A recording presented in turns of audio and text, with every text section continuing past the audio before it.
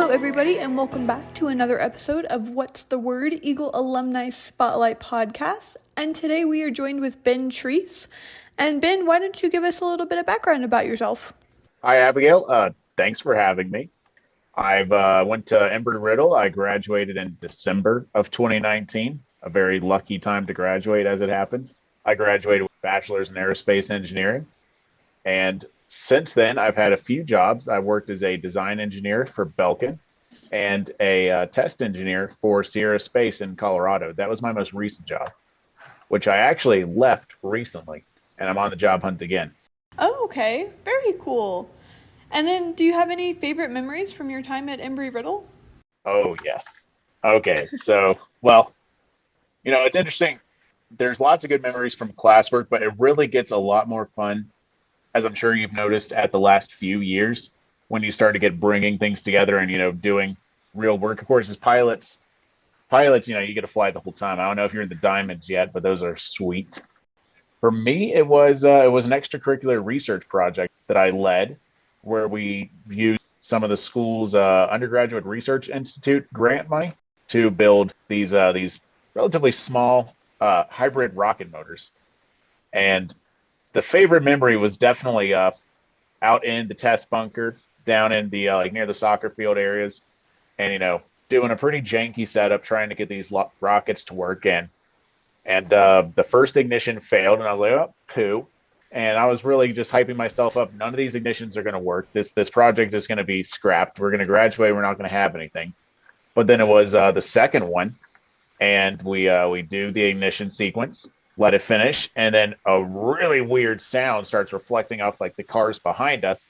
And I'm like talking to the safety officer, asking him what on earth is going on behind us, and he says that is actually the rocket sound bouncing off the cars. And I was like, oh, holy smokes, it's working. And that was it. That was definitely the favorite memory, was taking the engineering principles that I've learned over the last several years and the tools, making functioning rocket hardware and actually getting, like choked flow out of something that I built.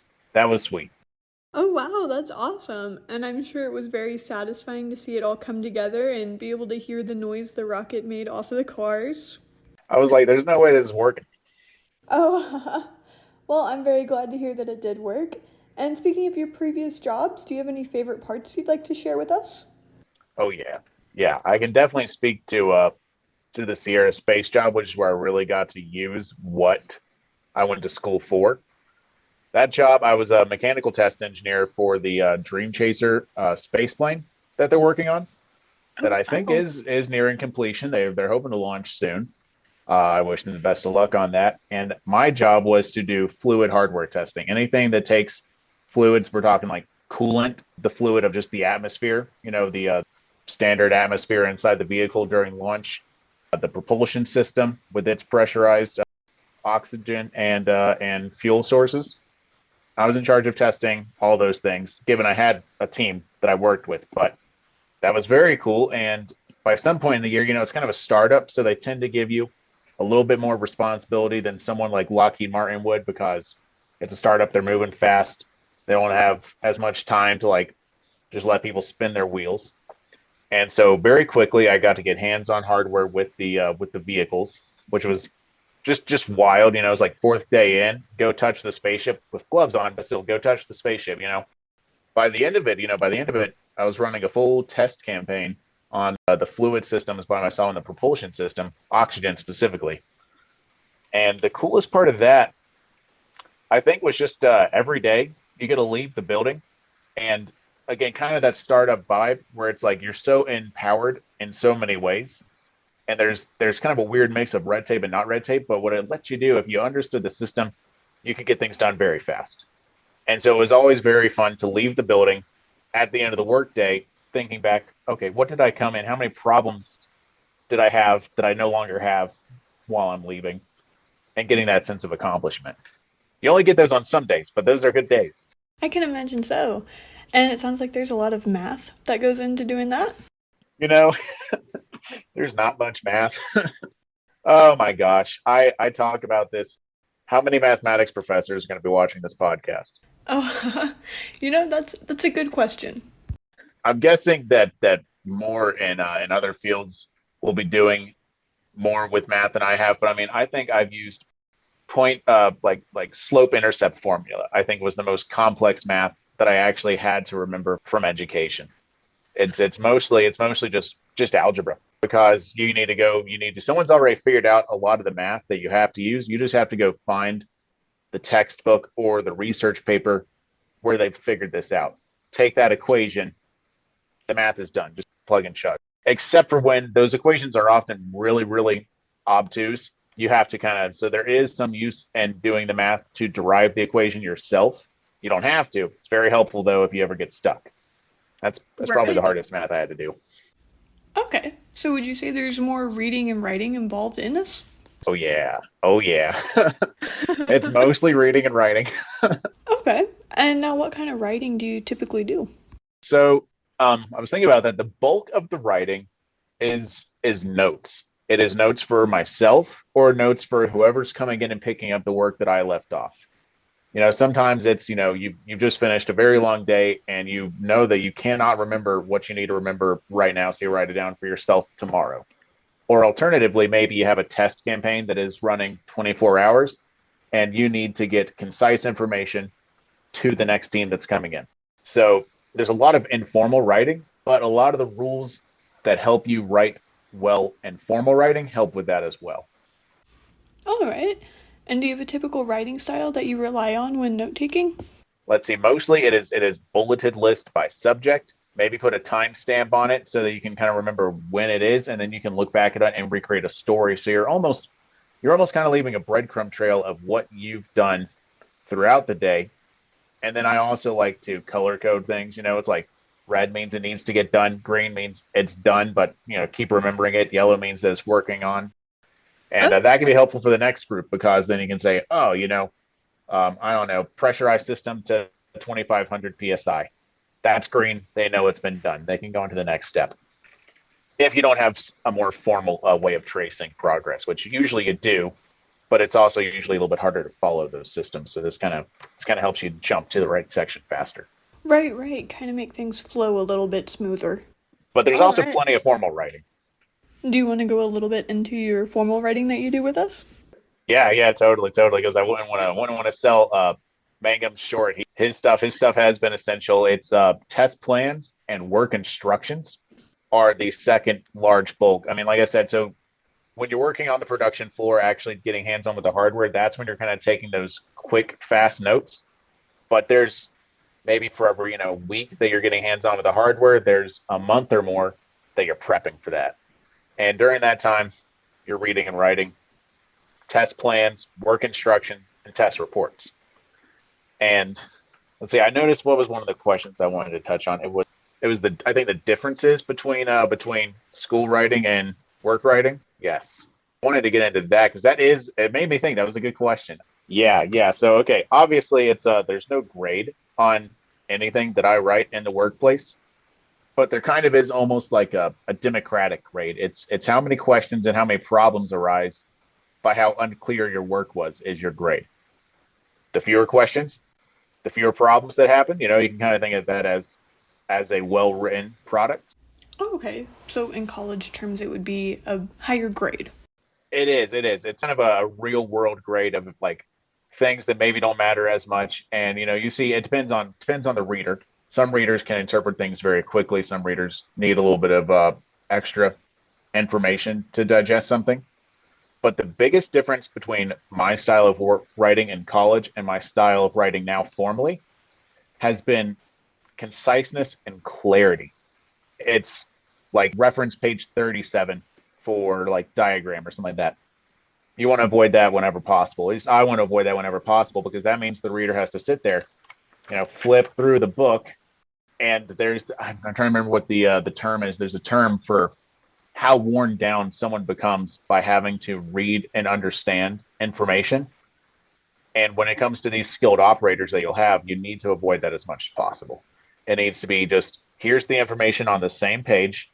You don't have to go reference anything, just A, B, C.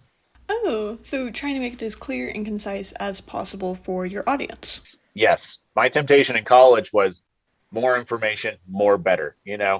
Hey, here's Right. further reading. Here's a source for this. Only the absolute minimum when it comes to things like work instructions. Maybe a test report, is a good place to put tons and tons of extra information. But when it comes to actually executing something in real time, you have to say, wait a second, someone isn't going to sit down in an office and read through this. They're going to be standing on a noisy production floor trying to understand what they need to do next. Yeah, but then it's things like, like parallelism or like how you introduce, insert, and interpret a figure. That stuff goes a long way to making that reading more digestible for the reader. Oh, right, right. And that kind of leads me right into my next question for you. Is there anything you wish you would have known before leaving Embry Riddle? Yeah, I guess it was those concise and easy to work against work instructions that I think I struggled the most with after getting out of school. I know that we spent plenty of time doing that.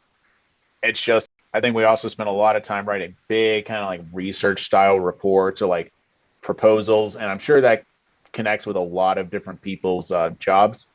For mine, it was a little bit less of that. It was more. My job has been more about writing, like I said, quickly digestible information that can be worked against in real time.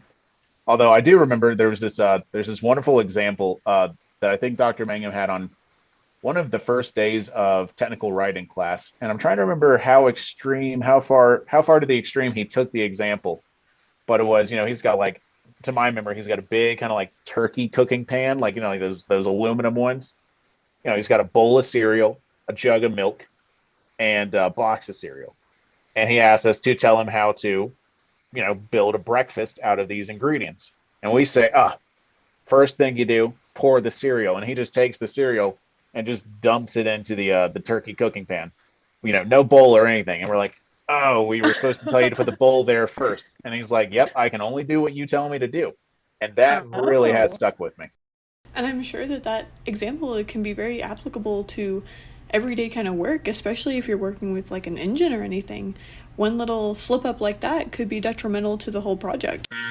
You tell someone to install something, and then like 5 minutes later, you mention that you're supposed to like lubricate the joint first. You've just destroyed hardware. Oh, that's never good. Never a good No. thing. And that leads me right into my last question for you. Do you have any advice for our current Eagles? Oh boy. I think, yeah, if I had to give advice, it would be that extracurriculars are where you really, I think, get the value out of the education that Embry Riddle offers. It offers great fundamentals in all of the engineering fields, especially like the aerospace engineering program that I took, where you really get to just touch a little bit of everything. There's very little that you're going to see in the workplace that at least you don't have an idea of how to begin to learn about it. Maybe you don't know the exact principle, but you can begin to understand it. But what I think makes the education really worth it beyond that is getting involved in as many extracurriculars as you can, getting that kind of real it's very close to real world experience. Those research projects like the URI program or the capstone projects. This mostly, I guess, applies to engineers, but I know that like global security also has a lot of extracurriculars that they can get some real world experience in. For pilots, I'm sure there are. So I guess, yeah, flight instructor, doing flight instruction stuff like that. Yeah, the more of that you can do on the school's dime, the better, because it is the most value by far.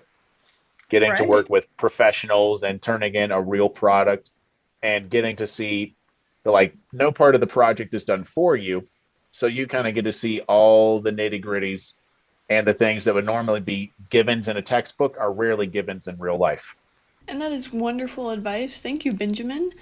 And do you have anything else you'd like to say before we wrap this episode up? If Oh, you don't have well, to, yeah, that's okay. definitely. Thanks for having me, Abigail. Thanks, Dr. Mangum, for reaching out to me. This has been a pleasure. It's really exciting to kind of look back on this time and talk about it. I'm sure it has been very exciting, and we'd like to give a big thank you to Benjamin Treece one more time for being on our podcast today. We hope you liked this episode, and stay tuned for more.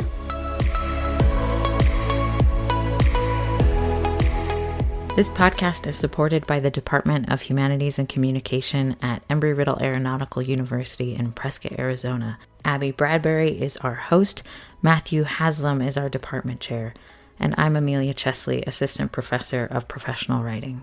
The intro and outro music is Wanderer by Alex. Find us on YouTube or reach out if you're an alumni and would like to be featured in a future episode.